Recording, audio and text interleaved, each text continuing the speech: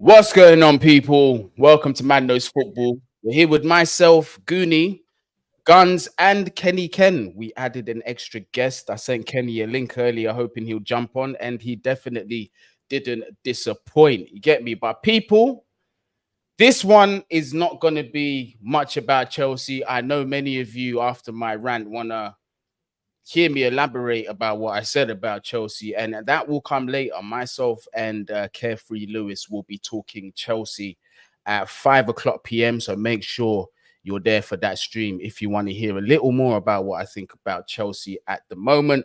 But people, we are legitimately on the road to 20k. Off that last video, you guys got me an extra 1,000 subscribers, man. So thank you all very, very much. Keep hitting that subscribe button. If you're watching after this stream, make sure you leave your thoughts in the comments as well. And as always, smash your thumbs up.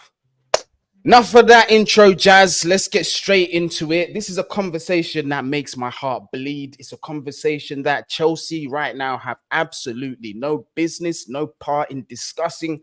And that is, who is going to be favourites for the title? To many, it's an obvious answer. A lot of people will say Manchester City, but I don't really want to make it that boring. I still think Man City are going to win, but I want to see teams outside of Man City and their chances, see how they fare this season against the treble winners. And obviously, I'm talking about Arsenal. And for me, who I think dark horses might be Liverpool. If they keep their squad fit, I think that they could be a bit of a dark horse. But lads, Lee, I'll start with you. How you doing, my guy? I'm good, man. I'm roasting a bit like you, sweating. It's too hot here today. No air quality. And yeah, man, I've got the water on deck. I've got bottles of water coming out my backside, but apparently I only drink alcohol. Mucha agua. I've got about 90 litres of water. But yeah, I'm all good, man. I'm all good. Just working, man. Just working. Nah, I hear you, man. One of the hardest working guys on YouTube, if not the hardest working guy on YouTube. Kenny, it's been a minute, man. How you doing? I'm all good. I'm all good. You know, it's football season started, so I'm happier. But sometimes, you know, like I can see why, you know, you guys probably have to, you know, summer off from football because it's relentless, man.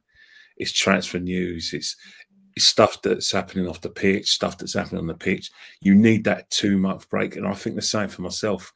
You know, if you go to games, you know, and you just need that break, man, for the football. And it's come around way too quickly. But it's good. But the weather in the UK at the moment is just mental. All the kids have gone back to school and the weather's just scorching. You know what I mean? Yeah, it's ridiculous over here as well, man. Honestly, just stepping outside like 10 minutes ago, I was already sweating after like 2 minutes. It's just ridiculous out there. But you get me? We're gonna complain when it's cold as well. Oh, it's too cold, all of this jazz. You get me? Well, not Lee, because he's in flipping Spain, bruv. When does it ever get cold over there? But we're gonna start off with I guess the most obvious favorite, Manchester City. But we're going to talk about some of the rumors that are going around certain fan bases, what I like to call delusion at times. Well, this new delusion this season is, Kenny and Lee, that Manchester City have gotten much weaker. They cannot sustain such a challenge like they did last season. They have lost Riyad Mahrez. They've lost Gundogan. Kevin De Bruyne is injured. What are they going to do? Apparently, Arsenal now are favourites. First of all, let's address that statement. What do you think of that, Kenny? A load of waffle, or do you think there's an element of truth to it? No, there's no element of truth at all, because the fact is that when it comes to experience, Man City have had 3 or 4 years now of winning the title, and they know when to peak, and they know about pressure football. They've been playing big, massive games. You know, if they haven't got to a Champions League final, they've won it, or got to a semi-final, so they're big on that. They compete for every competition they go for. There's none of this, you know, we haven't got a squad for the FA Cup and League Cup, so we're not going to compete. They compete for everything. So, you know, there's a reason why Guardiola's let some of these players go, because one, he thinks he can sign an upgrade, or he thinks that he wants to move on the team on tactically. So when he does that, certain players are going to have to go. Very few players are going to be constant in that team, and he always moves at the time. So for me, I think it's a bit far-fetched. But when you look at Arsenal, please, man, first 4 games, hasn't been great. We look lopsided, and at the Emirates, we're not keeping clean sheets. We're very, very easy to pierce through our midfield and creating clear-cut chances. Even on Sunday, you know, the narrative always changes when the scoreline is 3-1 rather than when 1-1. If it was 1-1 now, podcasts will have millions of views, million more views, because Arsenal fans would be irate. They'll be outright the manager because of the team selections, and they'll be outright irate with the fact that, you know, the way teams are just playing through us.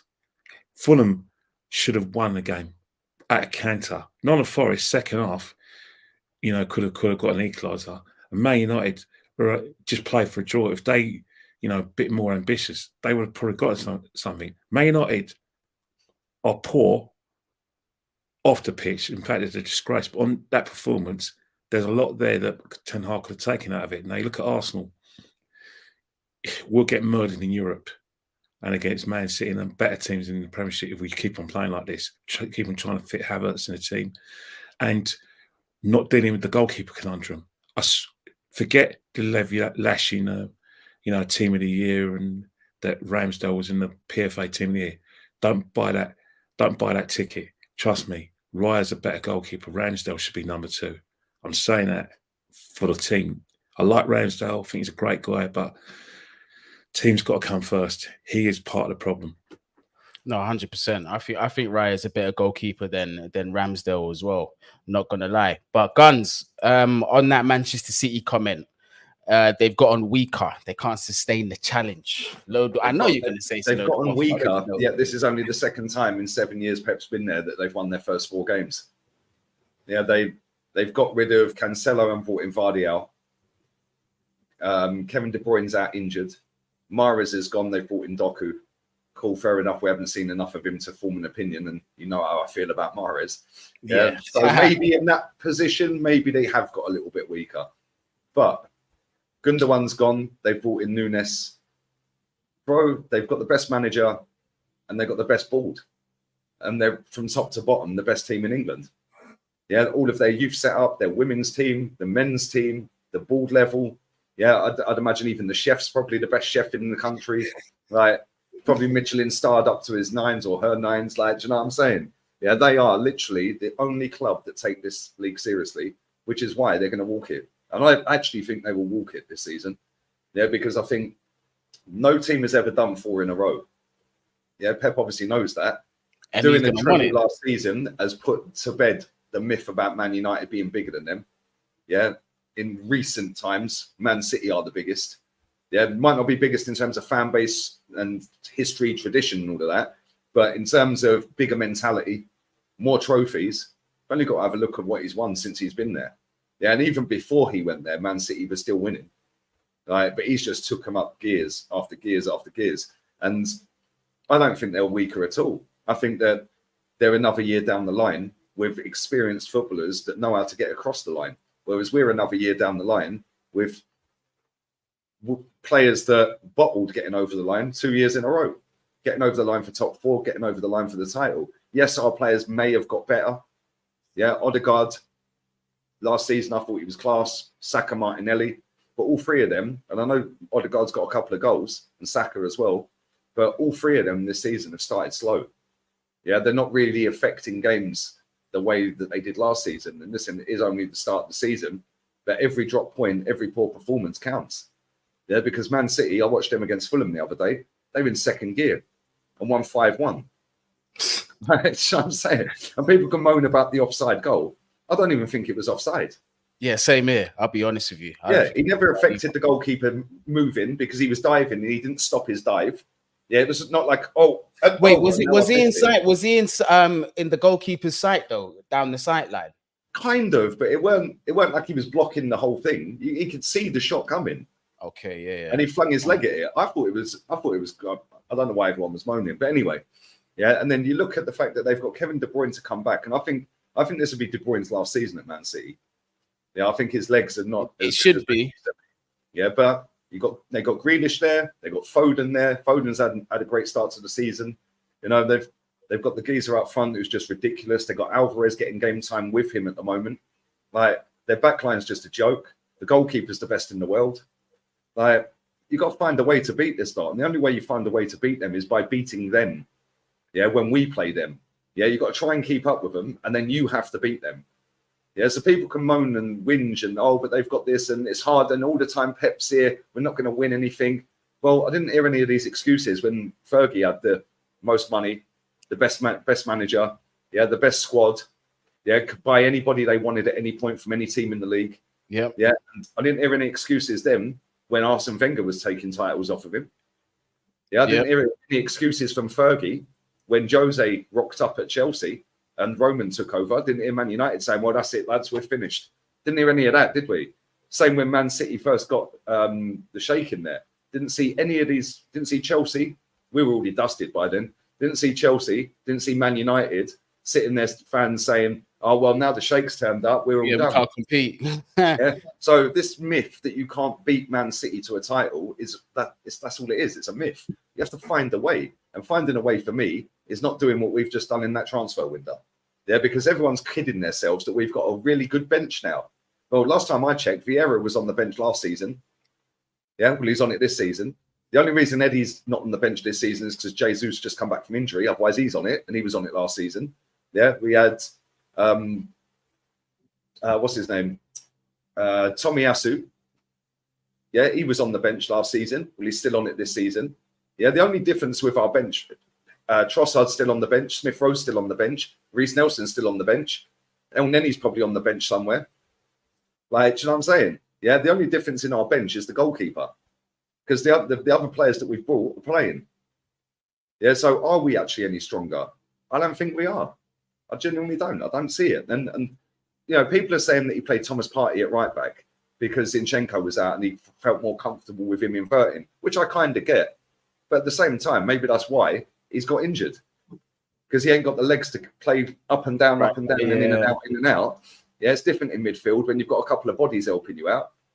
Yeah, but when you're doing that job and you've got wingers running down the wing at you and you've got to slide in and do all the dirty work, he's not necessarily doing that in midfield. You know what I'm saying? It's not sprinting up and down, is he? Cover every third of the pitch on that wing. Yeah, 100%, man. Yeah, that's dictating pace. Like, his pace in midfield is a lot slower than his pace up and down a wing at right back. Yeah, it will have more sprints up and down the wing. Yeah, he'll have more last-ditch tackles up and down the wing. Like, and maybe that's why he's got injured. Maybe it's the same with Timber. You know, I see somebody the other day on the Superfan channel saying, "No, yeah, but the reason we've started so poorly is we've got 2 injuries." Hold on, mate. Timber got injured after 20 minutes in the first game. What are you waffling about? And not only that, he wasn't even here last season. Like, what are they watching? Like, it's what it is. Man City are going to win it by 10 points easy, at least. Yeah, I don't disagree with you, Lee. But, you know, Ken, Lee made some good points there. Manchester City, I think the key thing is that he said is Manchester City are elite everywhere, not just on the pitch, off it as well. And one thing that I want to point out is Manchester City address problems way before they even turn their head. And what I mean by that is for example, I remember when they signed Rodri. They gave him about 2 seasons before he started to play consistently. Fernandinho was still had some legs in him. They got rid of him at the right time, and Rodri was ready to step in. And they seem to be doing this season in, season out. It's basically like a conveyor belt, very similar to what we saw Sir Alex Ferguson, what he did in the 90s and the early 2000s. Every time that they won, he addressed key areas, made sure he got his man, and it was on to the next season. You know, probably before your time, but I was born in, you know, like early 70s, 1972. So I saw the great Liverpool sides, and Bob Paisley did the same thing.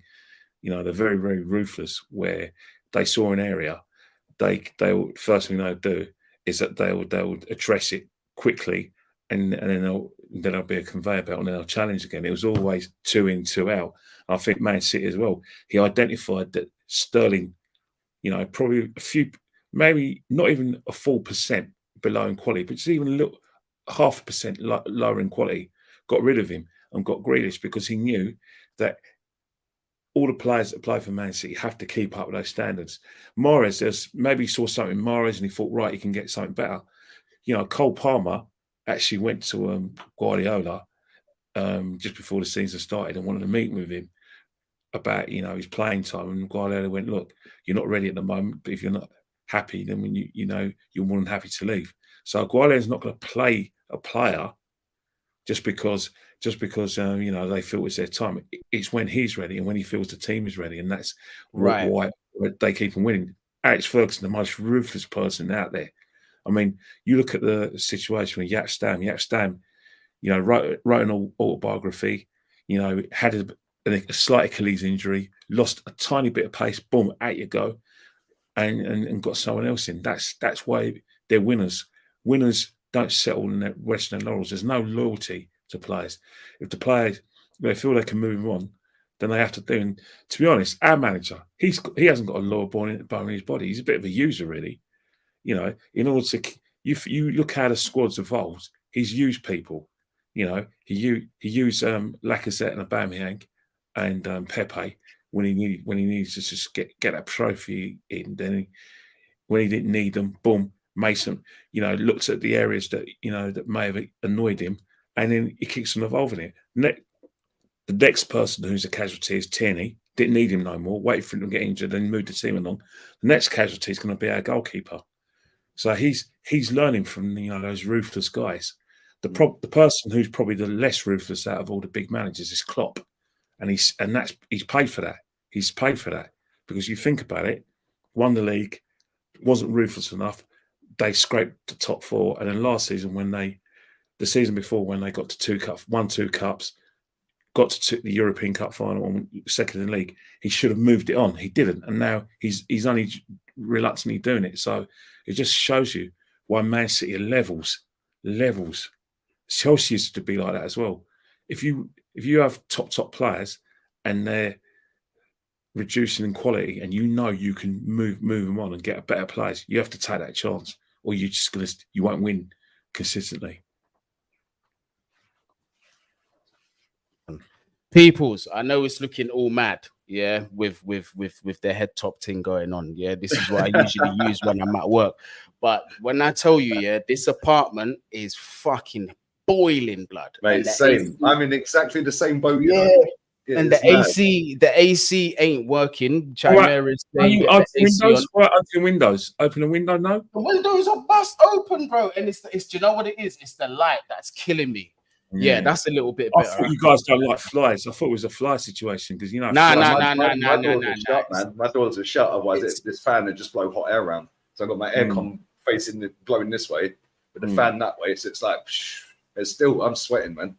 Yeah, trust me, it's just uncomfortable over here, man. It's mad. But yeah, so for me, I have to agree. I'll say my 2 cents on Manchester City real quick before we move on to Liverpool. But Manchester City, for me, again, they're just an efficient machine at this moment in time. They're just a conveyor belt that just keeps on running. They've actually got to a point where they've got the foundations and the stability that every single club is really looking to get. That's what even my club are trying to achieve, to have something that is, sustainable in itself, where you can cherry pick players from some of the best teams and say, you know what, we've got a good enough spine here, and here. This will sustain a challenge or whatever for the next season. That's where we're all looking to try and get. But how long it will take Chelsea to get there, I've got absolutely no idea. But Liverpool have actually started well. I'm not going to lie. They did get their draw against us. I felt that we could have beat them, to be honest with you. But Liverpool, they've got some. Listen, man, Mo Salah, Szobozslai is looking like a very good signing for them. Luis Diaz, who was injured for a lot of the season last season, is now back in the team. Cody Gakpo, I still don't. I'm not too sure about this guy, but in a system that seems to be working, I think he could pretty much do well for them. But the only one thing, my only concern with Liverpool, well, Liverpool fans should be concerned, is they don't actually have a number 6. That's the issue that they have here. They do not have a number 6. And when they come up against your Man Cities, or even you guys as well, that's where they're really going to see they're going to suffer. But in terms of Liverpool, I'll start with you first, Ken. In terms of Liverpool, how do you see them doing this season? Well, one thing with Liverpool is that he had to move that midfield on. Henderson, let's face it, Henderson took the money from the Saudis, because he wasn't going to be, he probably going to be fourth choice midfielder. So had to get rid of him. Fabinho's legs went last season, so they've had to get younger legs in. Harvey Elliott is just not good enough. Nothing personal against the lad. I don't know him, but you look at the midfield that they got now. Clearly, it's been an upgrade. He's freshened up a bit. Forwards have always been his stock in terms of like challenging for big trophies. Still got Salah. He's got, as you said, Diaz is back. Nunez is still, I think he's going to score goals, bucketfuls of goals. And you've got Gakpo as well, who this season he's going to have to cook. But with that midfield behind them, they're going to do really well. The biggest problem is that defence still a slight concern, because there seems to be consistency. Because if you can morph, like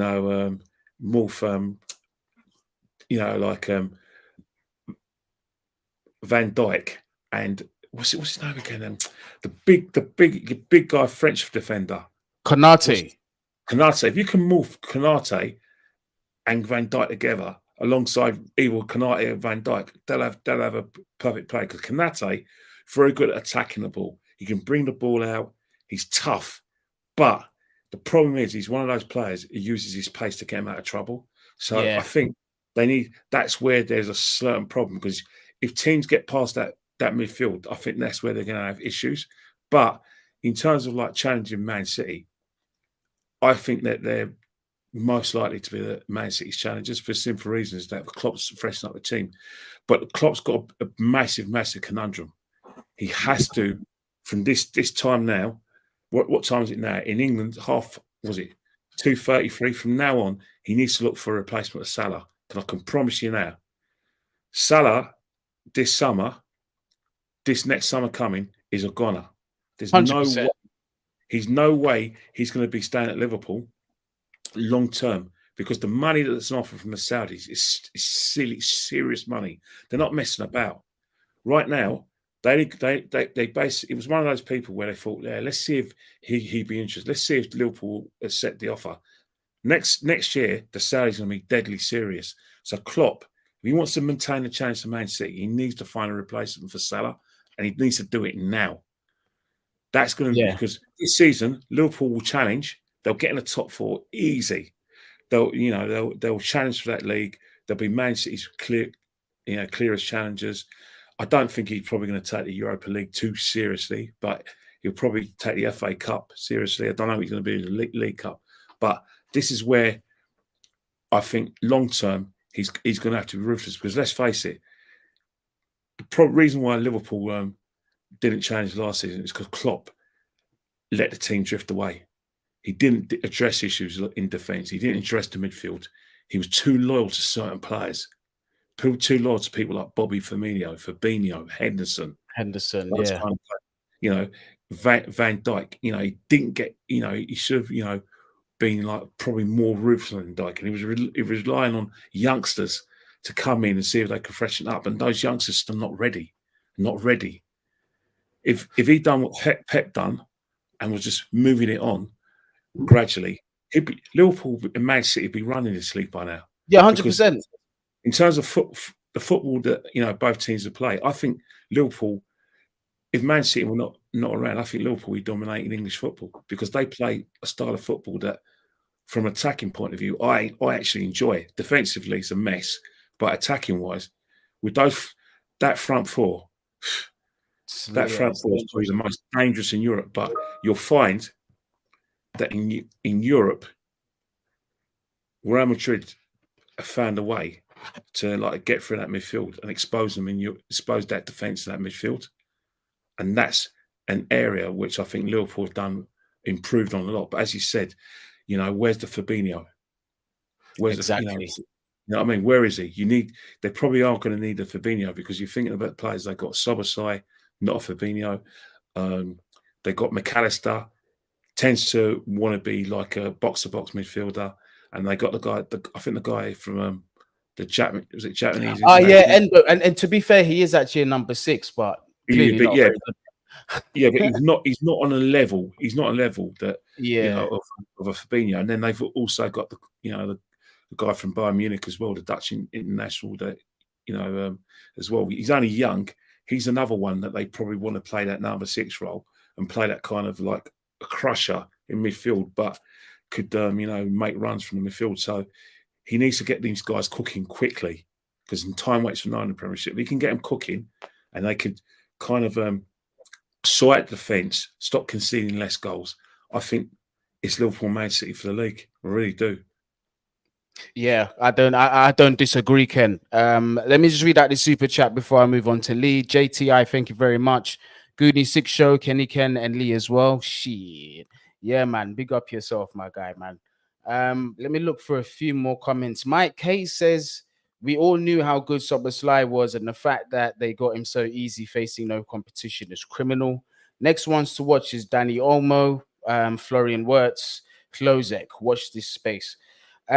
Personally, between those 3 players, I like Olmo very much. Klozek, I'm still keeping an eye on. I've heard good things about him, but I don't want to sit here and pretend like I've watched every game he's played, because I haven't, but I have heard good things about him. Wirtz gives me PTSD because of Kai Havertz, obviously from the same club, coming from the same position as well. And when Chelsea don't have a plan for a player, you can see how that one ends. So for me, I would definitely avoid Florentine Wirtz, as good of a player he is. I'd go for Olmo out of those 3 there. But yeah, it's a shame. It's a shame because at Chelsea, Ken, Christopher Vivel, the guy who walked away, who was one of the heads of recruitments, he was actually one of his targets, Szobozslai. And Vivel has an interesting history with him, because Vivel came from the RB Leipzig. Well, no, the Red Bull recruitment. So he was at Salzburg, he was at Leipzig. So signed players like your Danny Olmos, your Szobozslais, even Erling Haaland, he had a hand in finding him as well. So he really suggested Szobozslai, and now he's gone to Liverpool, and as a result, he left the club. It's not a good look from Chelsea, if I'm completely honest. But it is what it is. Where's Lee gone? I was going to ask him about Liverpool. Sorry, man. I was just calling my Mac down. I know, he is cool. It's all right, bro. But Guns, Liverpool, how do you think they're going to do this season, bro?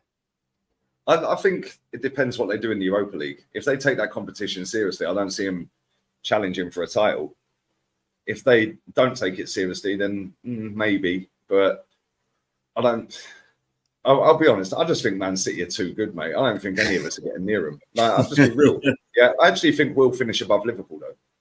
How long do you think it will take for a team to get close to Manchester City? Because I ask you that question because even if, let's say, for example, we know that Chelsea have got the funds, but even if they were to spend where we need them to spend, let's say, for example, they said, F it, we're going to go for, I don't know, a Tchouaméni, or, you know, those top level players in areas that we need them. Is that still enough to mount a challenge in Manchester City? First, if after that transfer window, not at Chelsea. The problem with Chelsea is you're going for players under 25. Yeah, and that's all well and good until you have a whole squad of them. And then you get what you've got now. Where's the leaders? Well, Reece James is out injured. Chilwell's in the team. And then you got Thiago, who's nearly my age. Like, you know, you haven't got anybody. Like, if it all starts going wrong, they're all looking around at each other. Yeah, so I think you've cocked up really by getting a whole squad full of kids. But I think in terms of Arsenal and the other teams, Man United and Liverpool, I think that when they start taking it seriously, you know, it's all well and good going out and signing 4 players this summer, but we've let about 12 go, something like that. Yeah, the bench is still the same. We've still not got Saka cover. We've still not got a striker. We've still not got a centre-back cover. I actually deeped this the other day. We've only got 7 defenders. So if, let's say, all of our back 4 was out injured and we had an injury crisis, we can't even field another back 4. Yeah, that's ludicrous. Yeah, that's crazy. And one of them is Cedric. Oh, one of them's Tomiyasu, who's always injured. And then Zinchenko's another one who's been injured quite a lot as well. So we needed that. That's what I'm saying about being serious with it, yeah? When you look at Man United ain't serious. They're the least serious club in the top 6. Oh, mate. They're the least serious at the moment.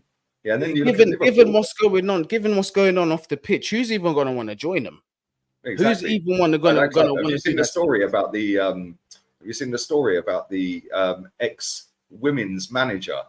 Nah, there's another story coming Yeah, out. oh Go my on. days. Let me say this. Yeah, this is crazy. So I know I'm diverting from Liverpool. No. So, It's cool. It's cool. so check this, right? The guy, I can't remember the guy's name, but he was the women's manager from 1983 to 2001. He leaves the football club. In 2011, he then gets done for about 18 or 19 counts of being a nonce, goes to jail for 4 years. Man United, in their wisdom, decided not to bother doing any background checks on this and invited him as a guest of honor to a football game. But this is where it gets even worse. It was a women's football game. Wow. Mad. So some of his Actually victims mad. might have even been there. Bro, think how many kids go and watch women's football. Yeah, unbelievable, mate. Like that football club is an absolute disgrace. And do you know what? And Ken as well, if we're having uncomfortable conversations, this isn't new for Manchester United. Because I remember in the 90s when Ryan Giggs was out there comboing any woman he could find.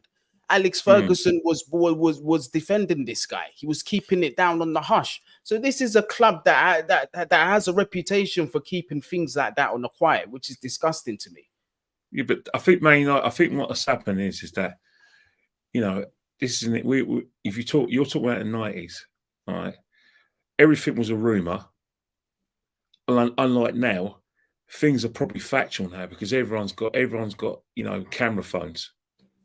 You know what I mean? If someone denies it's true, all you've got to do is someone to send you a video and you know it's happening. That's it. So basically, remember, let's not forget, Alex Ferguson had an issue with Dwight York. Dwight York was just as prolific as as Ryan Giggs during that area. But the thing with Sir Alex Ferguson is that they kept winning. Look at the stuff that Cantona was doing on and off the pitch. The fact is that York, Giggs, and Cantona are winning games for Man United, and I think the situation with Man United at the moment is that, as I said on Lee's show and on our podcast, Alex Ferguson deserves a medal. He deserves. If there's anything higher than a knighthood, Alex Ferguson deserves it for what he's done for Man United. Because let me tell you something now, when Cristiano Ronaldo left for Man United, that is when the cracks started to appear. But he kept on winning for about 4 more years after he left and got them into a Champions League final as well. So as soon as he left, the cracks appeared because he basically put plaster over the wound. He basically, went into surgery, operated on the same wound, even though it was inoperable. He kept it going for another, 3 or 4 years. Like, say, a Ledley King, it was equivalent of a Ledley King and Paul McGrath, battered knees, but if you can carefully manage it, you can get about another couple of years out of them, or 3 or 4 years, and that's exactly what he done. After he left, the Glazers got exposed for what they really were, and they became everything that Man United fans expect them to be. But Fergie, but this is the thing. Fergie was telling us towards the end of his career that through they weren't direct, but he was saying such things as the game's changed, money's going to ruin the game. He was saying things that was kind of like I think mainly United fans know what was coming with the new ownership. To be honest with you, because personally, I don't think he was all for it. I don't think he liked the plan of the ownership, but he just went along with it because they're the owners of the club. Guni, they didn't fear. The fact is that they realised that they had a geezer that has won 2 European, like I said, has won the European Cup. It was on his way to winning another one, which would be Man United's 3rd European Cup. If you've got someone like Sir Alex, you don't tell him how to do his job. You just let him do it because he's been successful. So the only time they could interfere is when he's gone. And I think that's the situation. When they were left to their own devices, David Gill left as well, who's another one with probably the best football. That's a big loss, big loss. The only person I know with better football contacts than David Gill was David Dean. And look at them, both of them no longer in football. And Peter Kenyon. We've got to throw Peter Kenyon in there as well. Kenyon as well. Yeah, obviously your guy as well. Well, Man United's guy and your guy. But after that, they started getting cabbages cabbages behind the scenes. Even when I was going to Old Trafford in the 90s, in the early 21st century, I could see the stadium decaying. Yeah, exactly. Let's not forget, they moved from the Cliff to Carrington. Yet Man City's Carrington is a lot different from Man United's Carrington. So off the pitch, they're a mess. All they care about is what, and Arsenal had the same problem, is profits, merchandise. Because Man United, because they're a massive, massive club, because they got very good businessmen who know about profit margins and promotions and PR in terms of getting money in. They got those guys in, but they get football people in. So Man United probably made more money than they were when they were successful. The same with Arsenal. But off the pitch, Man City are just running away from them at levels. And even when it comes to commercial department, Man City are caught up with them, if not gone a little bit past them, because modern day success equates, higher commercial values. Chelsea, that's what Chelsea did to us. Because you kept on winning, you went past us commercially because your currency was your trophies, as was their history. So sorry, Ken. Yeah. Sorry, Ken. Don't mean to cut, because you made a very good point, and I just want to include Guns in it. And Guns, right there, what he said is the best financial plan possible for any football club, and that's just winning on the pitch. Exactly. How it's not rocket science, bro. Yeah, but like the profits might not come in straight away, but win 1 title, 2 titles, 3 titles. Because what people tend to forget, right? It's not necessarily us it makes a huge difference for, because we're already set in our ways. You guys have been Arsenal fans for longer than I've been born. I've been a Chelsea fan for a very long time. But it's the kids that are coming up now in this media-heavy generation that we're coming into. They're just going to be seeing the winners all the time. That's who they're going to want to follow. And all they're going to see is that light blue shirt, Manchester City, Erling Haaland, Kevin De Bruyne, Erling Haaland, Kevin De Bruyne. 10 years from now, do you know the conversations? Well, for my generation, the conversation was, you remember flipping Scholesy, Lampard, all these guys.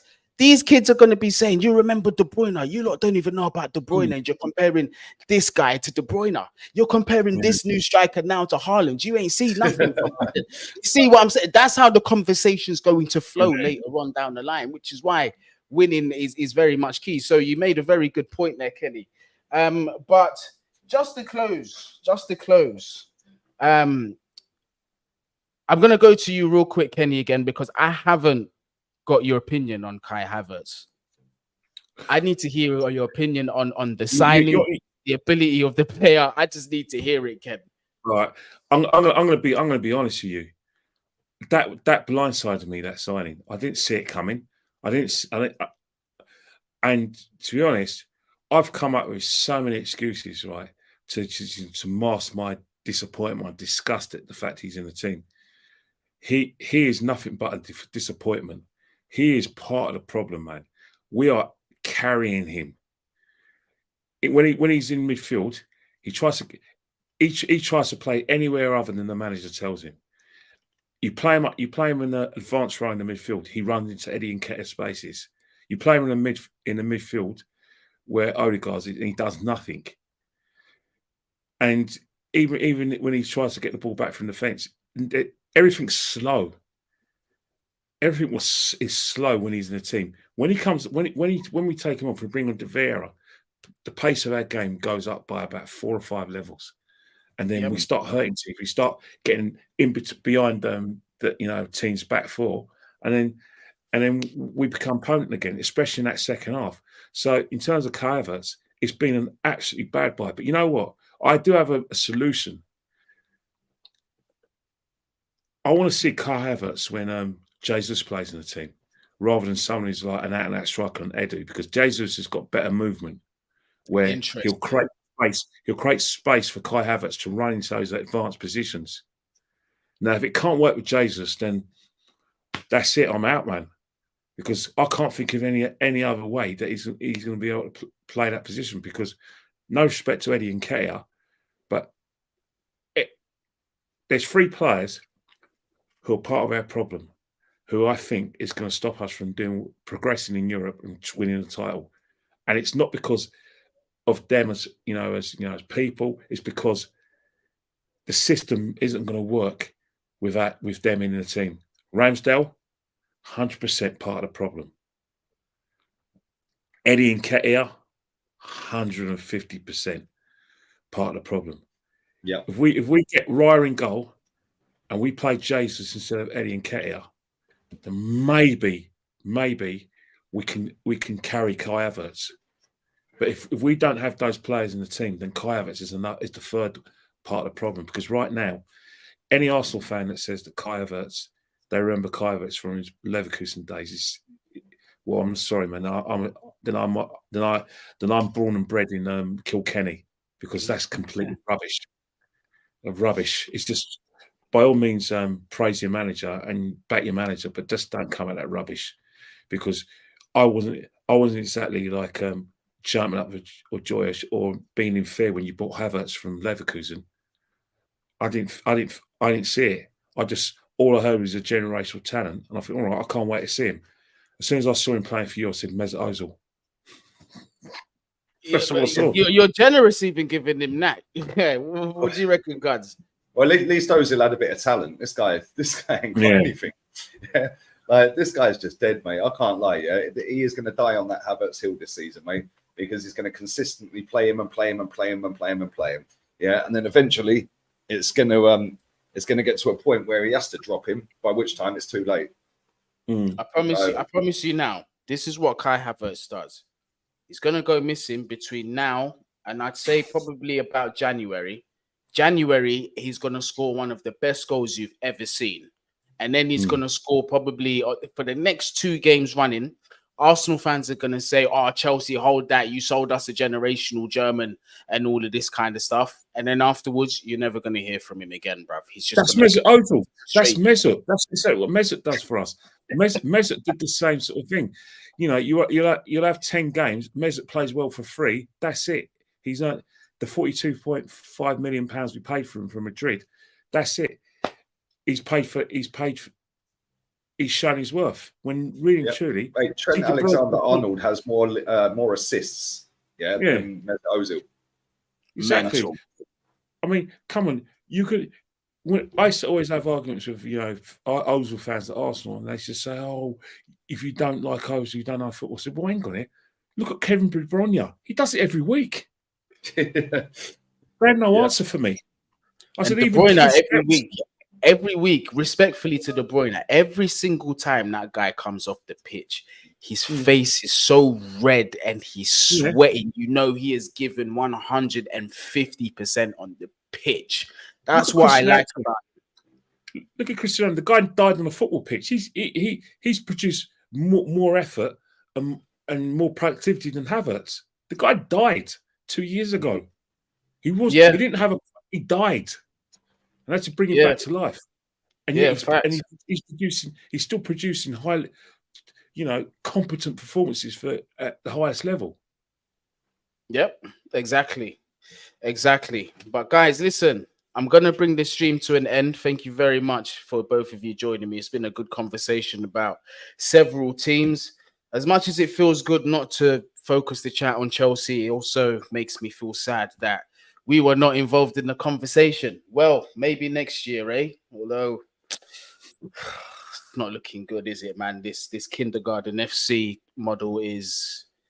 Yeah, we need to do something about this. Just long story short. But people, I'm going to elaborate on my thoughts on Chelsea later on. I've got a live stream with Carefree Lewis at midday EST or 5 o'clock PM UK time, so make sure you do stay tuned for that.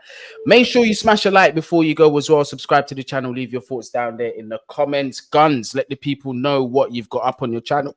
What you got up on your channel and what you got coming up on your channel. Just on the stream with Saeed, Northside and Flawless, so go and check that out. Talking about how finished Man United are. And I'll have a video coming out on the second channel later. Lee Reacts. Have I actually hit 20k on that channel yet?